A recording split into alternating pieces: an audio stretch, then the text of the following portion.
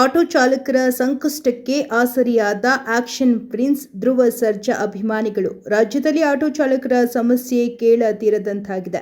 ಈ ಸಮಸ್ಯೆಗೆ ಸ್ಪಂದಿಸಿ ಆಟೋ ಚಾಲಕರಿಗೆ ಸರಿಸುಮಾರು 25 ಲಕ್ಷ ಹಣವನ್ನು ದೇಣಿಗೆಯಾಗಿ ನೀಡಿದ್ದ ಸ್ಯಾಂಡಲ್ವುಡ್ನ ಹೀರೋ ಧ್ರುವ ಸರ್ಜಾರವರು ಇನ್ನು ಕಳೆದ 4-5 ದಿನಗಳಿಂದ ಮಂಡ್ಯ, ಮಳವಳ್ಳಿ, ಮದ್ದೂರು, ಮೈಸೂರು ಭಾಗ, ಉತ್ತರ ಕರ್ನಾಟಕ ಹಾಗೂ ರಾಜ್ಯದ ಸಾಕಷ್ಟು ಜಿಲ್ಲೆ ಮತ್ತು ತಾಲೂಕಿನಲ್ಲಿ ಆಟೋ ಚಾಲಕರಿಗೆ ಧ್ರುವ ಸರ್ಜಾರವರ ಪರವಾಗಿ ಅವರ ಅಭಿಮಾನಿಗಳು ಆಟೋ ಚಾಲಕರಿಗೆ ಉಚಿತವಾಗಿ ಎಲ್ಪಿಜಿ ಹಾಗೂ ಸಿಎನ್ಜಿ ಗ್ಯಾಸ್ ಅನ್ನು ನೀಡಲಾಗುತ್ತಿದ್ದು, ಅದೇ ರೀತಿ ಇಂದು ಕೂಡ ಆನೇಕಲ್ ತಾಲೂಕಿನ ಅತ್ತಿಬೆಲೆಯಲ್ಲಿ ಸರಿಸುಮಾರು 300ಕ್ಕೂ ಹೆಚ್ಚು ಆಟೋ ಚಾಲಕರಿಗೆ ಅಖಿಲ ಕರ್ನಾಟಕ ಧ್ರುವ ಸರ್ಜಾ ಅಭಿಮಾನಿಗಳ ಸಂಘದ ರಾಜ್ಯಾಧ್ಯಕ್ಷರಾದ ಮಹಾನ್ ಸಾಮ್ರಾಟ್ರವರ ನೇತೃತ್ವದಲ್ಲಿ ಉಚಿತವಾಗಿ ಆಟೋ ಚಾಲಕರಿಗೆ ಸಿಎನ್ಜಿ ಮತ್ತು ಎಲ್ಪಿಜಿ ಗ್ಯಾಸ್ ಅನ್ನು ಉಚಿತವಾಗಿ ನೀಡಲಾಯಿತು. ಇನ್ನು ಕಾರ್ಯಕ್ರಮದ ನೇತೃತ್ವವನ್ನು ಧ್ರುವ ಸರ್ಜಾ ಅಭಿಮಾನಿಗಳಾದ ಆನಂದ್, ರಾಮು, ಕಿರಣ್, ಫರೋಜ್, ಯಾಸಿನ್, ಮಹಂತ್, ಸುಧನ್, ಆದರ್ಶ್, ಅಭಿ, ಶಿವು, ಮಧು, ಮಾನಸ್, ಸಂದೀಪ್, ಅಂಕುಶ್, ಬಾಲರಾಜ್, ಚಂದನ್, ರಂಜಿತ್, ಶಂಕರ್, ವಿನೋದ್ ರವರು ವಹಿಸಿದ್ರು.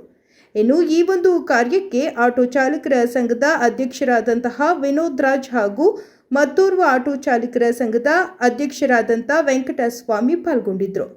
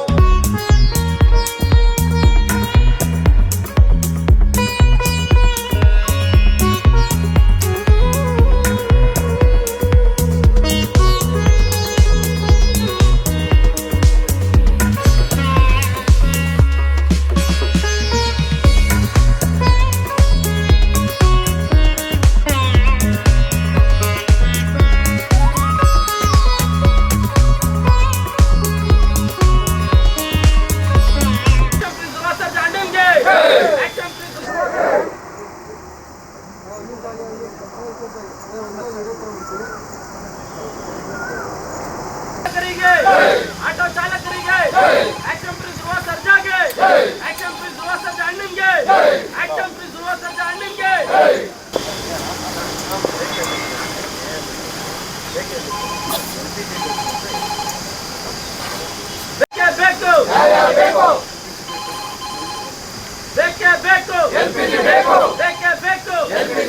ದಯವಿಟ್ಟು ಸಿನಿಮಾ ಒಂದ್ ಕಡೆ ಇಟ್ಕೊಳ್ಳಿ.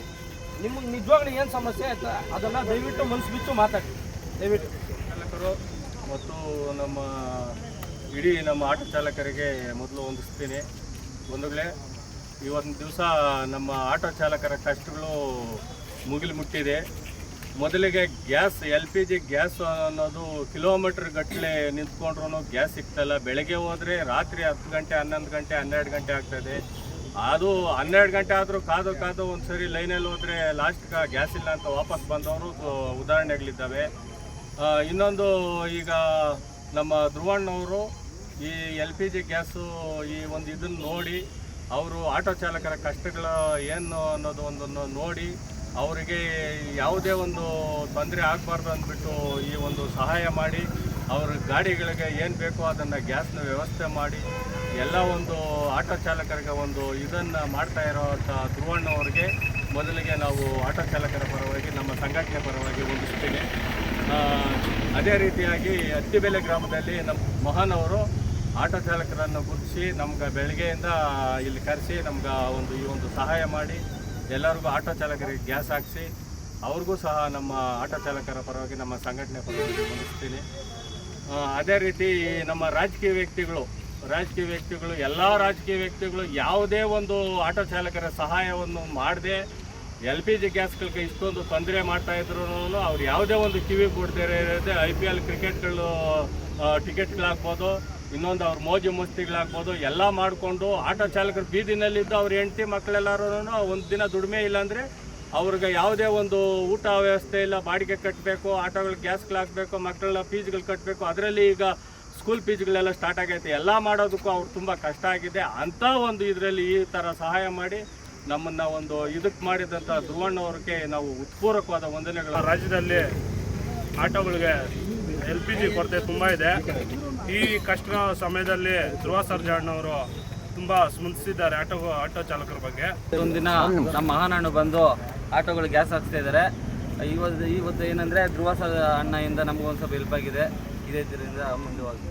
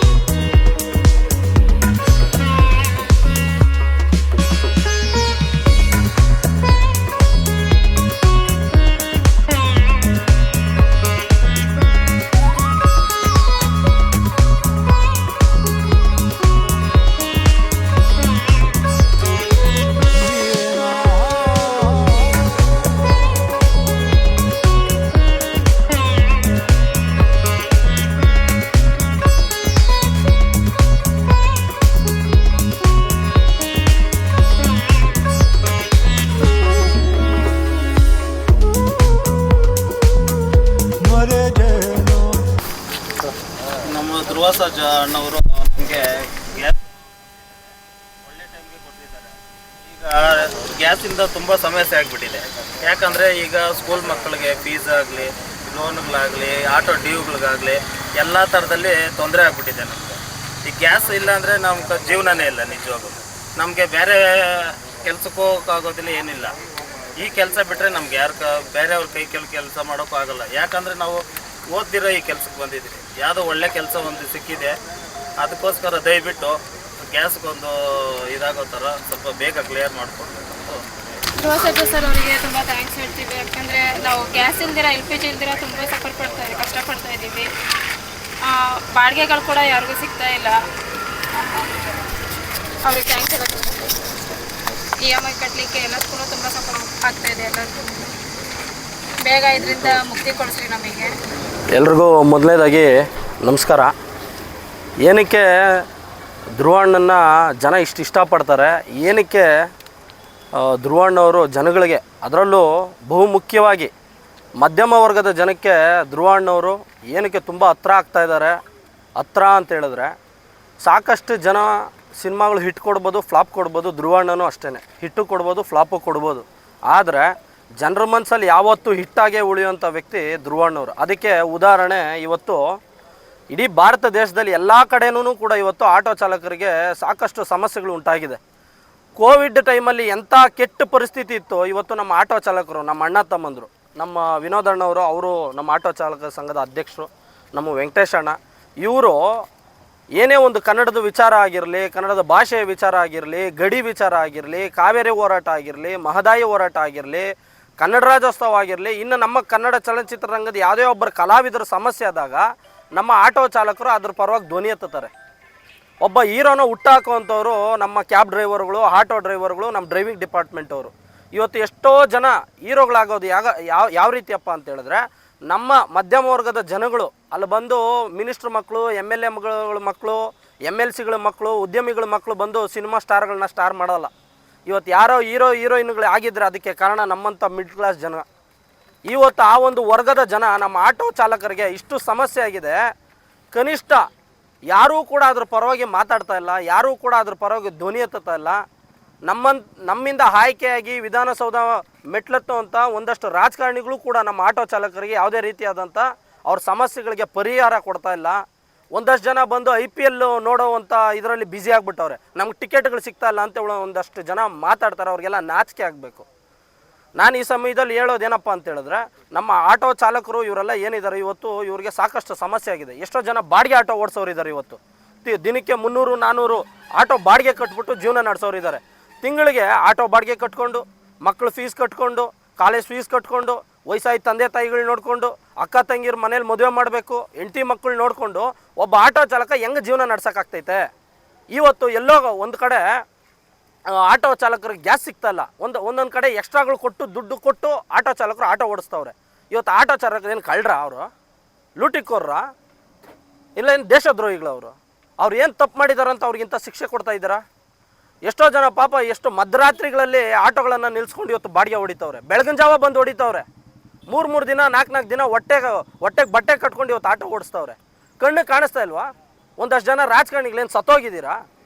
ಈ ಸಮಸ್ಯೆ ಪರವಾಗಿ ಮೊದಲನೇಯಾಗಿ ನನ್ನ ಆರಾಧ್ಯ ದೈವ, ನನ್ನ ಯಜಮಾನರು ಧ್ರುವಣ್ಣವರು ಮಾತಾಡಿದ್ದು ಮನಸ್ಸಿಗೆ ಭಾಳ ಅಂದರೆ ಅದು ಭಾಳ ತುಂಬ ಖುಷಿ ಕೊಟ್ಟಿದೆ. ಸರ್, ಸುಮಾರು 25 ಲಕ್ಷ ಹಣವನ್ನು ದೇಣಿಗೆ ರೂಪದಲ್ಲಿ ಕೊಟ್ಟರಲ್ಲ ಧ್ರುವಣ್ಣವ್ರಿಗೆ, ಇಲ್ಲಿಂದಾನೇ ನಮ್ಮ ಅತ್ತಿಬೆಲೆ ಜನತೆ ಪರವಾಗಿ, ನಮ್ಮ ತಾಲೂಕಿನ ಆನೇಕಲ್ ತಾಲೂಕಿನ ಜನತೆ ಪರವಾಗಿ ಕೈ ಮುಗಿದು ಅವರಲ್ಲಿ ಮನವಿ ಮಾಡ್ಕೊಳ್ತೀನಿ. ತುಂಬ ಹೃದಯದ ಧನ್ಯವಾದಗಳನ್ನ ಈ ಒಂದು ನಿರ್ಧಾರ ನೀವು ತಗೊಂಡಿದ್ದಕ್ಕೆ. ಏನಕ್ಕೆ ಅಂತ ಹೇಳಿದ್ರೆ, ಧ್ರುವಣ್ಣವರು ಆಟೋ ಚಾಲಕರನ್ನು ಭಾಳ ಪ್ರೀತಿಸ್ತಾರೆ ಅನ್ನೋದಕ್ಕೆ ಇದೊಂದು ನಿದರ್ಶನ. ಯಾರೂ ಕೂಡ ಅವ್ರ ಸಲಹೆ ಕೊಟ್ಟಿಲ್ಲ, ಯಾರೂ ಕೂಡ ಅವ್ರಿಗೆ ಹೇಳಿಲ್ಲ. ವೈಯಕ್ತಿಕವಾಗಿ ಅವರೇ ನಾನೇನೋ ಒಂದು ಆಟೋ ಚಾಲಕರಿಗೋಸ್ಕರ ನಾನು ಮಾಡಬೇಕು ಅಂತ ಹೇಳ್ಬಿಟ್ಟು ಈ ಒಂದು ನಿರ್ಧಾರನ ತೊಗೊಂಡ್ರು. ಧ್ರುವಣ್ಣಂದು ಅದ್ದೂರಿ ಆಗಿರಲಿ ಬಹುದೂರ ಆಗಿರಲಿ ಈ ಸಿನಿಮಾ ಹಿಟ್ ಆಗೋದಕ್ಕೆ ಕಾರಣನೇ ಆಟೋ ಚಾಲಕರು. ದಯವಿಟ್ಟು ಈ ಮಾತನ್ನ ನೀವು ಕೇಳಿಸ್ಕೊಬೇಕು. ಧ್ರುವಣ್ಣಂದು ಅದ್ದೂರಿ ಬಹುದೂರಿ ಈ ಸಿನಿಮಾ ಹಿಟ್ ಆಗೋದಕ್ಕೆ ಕಾರಣನೇ ಆಟೋ ಚಾಲಕರು. ಅದಕ್ಕಂತಾನೆ ಬಹುದೂರ್ ಸಿನಿಮಾದಲ್ಲಿ ಅಣ್ಣವರು ಆಟೋ ಚಾಲಕರ ಪರವಾಗಿ ಒಂದು ಡೈಲಾಗನ್ನು, ಹಾಡನ್ನು ಬರೆಸ್ತಾರೆ. ಆಟೋ ಮೇಲೆ ಸ್ಟಿಕ್ಕರ್ಸ್ ಅಂಟಿಸಿ ಮೈಕು ಹಿಡಿದು ಕೂಗುತ್ತಾರೆ ಅಂತ. ಹಂಗಂತಂದ್ರೆ ಅವ್ರ ಮೇಲಿರೋ ಪ್ರೀತಿನ ಒಂದು ಹಾಡಿನ ಮುಖಾಂತರ ವ್ಯಕ್ತಪಡಿಸ್ತಾರೆ. ಇದು ಧ್ರುವಣ್ಣವ್ರಿಗೆ ಆಟೋ ಸಮಾಜದ ಮೇಲೆ ಇರುವಂಥ ಪ್ರೀತಿ. ಇವತ್ತು ಬರೀ ಆಟೋ ಚಾಲಕರಿಗೆ ಏನೋ ಸಮಸ್ಯೆ, ಎಷ್ಟು ಸಮಸ್ಯೆ ಇದೆ, ಮೂಲಭೂತ ಸಮಸ್ಯೆಗಳು ಎಷ್ಟಿದ್ದಾವೆ. ಆ ಸಮಸ್ಯೆ ಪರವಾಗಿ ಯಾರೂ ಧ್ವನಿ ಎತ್ತುತ್ತಾ ಇಲ್ಲ. ಆಟೋ ಚಾಲಕರು ವಿದ್ಯಾವಂತರಲ್ಲ, ಆಟೋ ಚಾಲಕರಿಗೆ ಯಾವುದೋ ಡಿಗ್ರಿ ಹೋಲ್ಡರ್ಗಳಲ್ಲ, ಅವರು PhD ಮಾಡಿಲ್ಲ, ಪದವಿ ಮಾಡಿಲ್ಲ. ಆದರೆ ಆಟೋ ಚಾಲಕರಂಥ ಹೃದಯವಂತರು ಯಾರೂ ಇಲ್ಲ ಈ ಸಮಾಜದಲ್ಲಿ. ಏನೇ ಒಂದು ಸಮಸ್ಯೆ ಉಂಟಾದಾಗ ಆಟೋ ಚಾಲಕರು ಧ್ವನಿ ಎತ್ತುತ್ತಾರೆ. ಯಾವುದೋ ಒಂದು ಮೋಹಿತ ಅನ್ನೋ ಒಂದು ಹೆಣ್ಮಗಳ ಮೇಲೆ ಅತ್ಯಾಚಾರ ಆದರೆ ಆಟೋ ಸ್ಟ್ಯಾಂಡನ್ನು ಬಿಟ್ಟು ಸರ್ಕಲ್ನ ಬಂದ್ ಮಾಡ್ತಾರೆ. ಕಾವೇರಿ ಹೋರಾಟ ಅಂತ ಬಂದರೆ ಗಡಿ ಬಂದ್ ಮಾಡ್ತಾರೆ. ಒಂಥರ ಆಟೋ ಚಾಲಕರು ಒಂಥರ ಸೈನಿಕರಿದ್ದಾಗೆ ಅಂತ ನನ್ನ ಭಾವನೆ. ದಯಮಾಡಿ ಯಾರೂ ಕೂಡ ಆಟೋ ಚಾಲಕರು ಧೃತಿಗೆಡಬೇಡಿ, ಧೈರ್ಯದಿಂದ ಇರಿ. ನಿಮ್ಮ ಕುಟುಂಬಗಳಿಗೆ ಯಾರಾದರೂ ಒಬ್ಬರು ದೇವ್ರ ರೂಪದಲ್ಲಿ ಯಾರಾದರೂ ಒಬ್ಬರು ಬಂದು ಸಹಾಯ ಮಾಡ್ತಾರೆ. ನಿಮ್ಮ ಹೋರಾಟ ನಿಲ್ಸೋಕೆ ಹೋಗಬೇಡಿ. ಆದಷ್ಟು ನ್ಯಾಯದ ಪರ, ಸತ್ಯದ ಪರ ಏನಿದ್ದೀರಾ ಇನ್ನು ಮುಂದಕ್ಕೂ ಅದೇ ಥರ ಇರಲಿ. ಅದಾದಮೇಲೆ ಧ್ರುವಣ್ಣವ್ರ ಬಗ್ಗೆ ನಾನು ವಿಶೇಷವಾಗಿ ಹೇಳಲೇಬೇಕು. ಇದು ಅತಿಶಯೋಕ್ತಿ ಅಲ್ಲ. ದಯಮಾಡಿ ನಾನು ಹೇಳೋದು ಒಂದೇ ಮಾತು. ಧ್ರುವಣ್ಣವರು ನನಗೆ ಒಂದೊಂದು ಬಾರಿ ಯಾವ ರೀತಿ ಅವರಲ್ಲಿರೋ ಕೆಲವೊಂದು ಮಾನವೀಯ ಮೌಲ್ಯಗಳು, ಎಲ್ಲರನ್ನೂ ಸಮಾನವಾಗಿ ಕಾಣುವಂಥ ಗುಣಗಳು, ಅದಾದಮೇಲೆ ಅವ್ರ ಹತ್ರ ಯಾವುದೇ ಜಾತಿ ತಾರತಮ್ಯ ಇಲ್ದಿರೋದು ಕೆಲವೊಂದು ನಾನು ನೋಡಿದಾಗ, ನಾನು ಒಬ್ಬ ದಲಿತ ಸಮುದಾಯಕ್ಕೆ ಸೇರುವಂಥ ಹುಡುಗ, ನಾವು ಓದೋಗೂ ಸಹ ಮನೇಲಿ ಕರೆಸಿ ಊಟ ಹಾಕುವಂಥದ್ದು, ನಮ್ಮ ತಟ್ಟೆಯಲ್ಲಿ ಊಟ ತೊಗೊಂಡು ತಿನ್ನೋದು, ಇದನ್ನೆಲ್ಲ ನೋಡಿದಾಗ ಅವರಲ್ಲಿ ಎಲ್ಲೋ ಒಂದು ಕಡೆ ನಾವು ಅಂಬೇಡ್ಕರ್ ಅವರನ್ನಾಗಿರಲಿ, ಕನಕದಾಸರನ್ನಾಗಿರಲಿ, ಬಸವಣ್ಣವ್ರನ್ನ ಅವ್ರ ಕೆಲವೊಂದು ಗುಣಗಳನ್ನು ಅವರಲ್ಲಿ ನೋಡ್ತೀವಿ. ಅವ್ರಿಗೆ ದೇಶ ಪ್ರೇಮ, ಅವರಲ್ಲಿರೋ ಕೆಲವೊಂದು ದೇಶ ಪ್ರೇಮ ಆ ವಿಚಾರಗಳಲ್ಲಿ ನೋಡಿದಾಗ ನಾವು ಅವರಲ್ಲಿ ಒಂದಷ್ಟು ಸಂಗೊಳ್ಳಿ ರಾಯಣ್ಣನ ಅಂಶ, ಅದಾದ ಮೇಲೆ ಭಗತ್ ಸಿಂಗ್ ಅವರ ಅಂಶ, ಒಂದಷ್ಟು ಸುಭಾಷ್ ಚಂದ್ರ ಬೋಸ್ ಅವರ ಅಂಶ ನೋಡ್ತೀವಿ. ಅವರಲ್ಲಿ ಈ ನಾಡ ಪ್ರೇಮ, ನಮ್ಮ ಕನ್ನಡ ಭಾಷೆ, ನಮ್ಮ ಕನ್ನಡ ಲಿಪಿ, ನಮ್ಮ ಕನ್ನಡ ಸಂಸ್ಕೃತಿ, ಈ ಪ್ರೀತಿ ನೋಡಿದಾಗ ಅವರೆಲ್ಲೋ ಒಂದು ಕಡೆ, ಅವರಲ್ಲೆಲ್ಲೋ ಒಂದು ಕಡೆ ಪುಲಕೇಶಿ, ಇಮ್ಮಡಿ ಪುಲಕೇಶಿ ಅಂಶ ಇದೆ ಅಂತ ನನ್ನ ಭಾವನೆ. ಇದು ದಯವಿಟ್ಟು ಇದೇನೋ ಒಂದು ಮಾಧ್ಯಮದ ಮುಂದೆ ಮೆಚ್ಚೋದಕ್ಕೆ, ಹೊಗಳೋದಕ್ಕೆ ನಾನು ಹೇಳ್ತಾ ಇಲ್ಲ. ನಿಜವಾಗ್ಲೂ ಅವರು ಕೆಲವೊಂದು ಟೈಮ್ ಹೋದಾಗ ಯಾವುದೋ ಒಂದು ಪುಸ್ತಕ ಇಟ್ಕೊಂಡು ಓದ್ಕೊಂಡು ಕೂತಿರ್ತಾರೆ. ಯಾವುದೋ ಒಬ್ರದ್ದು ಸಮಸ್ಯೆ ಅಂದಾಗ, ಹರೀಶ್ ರಾಯ್ ಅವ್ರ ಸಮಸ್ಯೆ ಅಂದಾಗ 11 ಲಕ್ಷ ದೇಣಿಗೆಯನ್ನು ಕೊಡ್ತಾರೆ. ಒಂದು 20 ದಿವಸದಿಂದ ಯಾವುದೋ ಒಂದು ಹೆಣ್ಮಗಳು ಕ್ಯಾನ್ಸರು ಮಗುಗೆ ಸಮಸ್ಯೆ ಅಂದಾಗ ಅಲ್ಲಿ ಬಂದು ನಿಂತ್ಕೊತಾರೆ.